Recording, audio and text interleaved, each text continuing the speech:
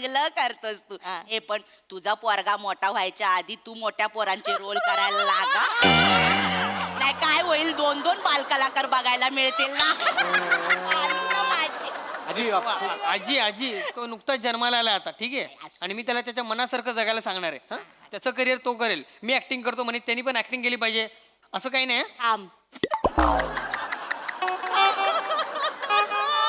काय बोललास, परत बोल. मी ऍक्टिंग करतो म्हणजे थांब.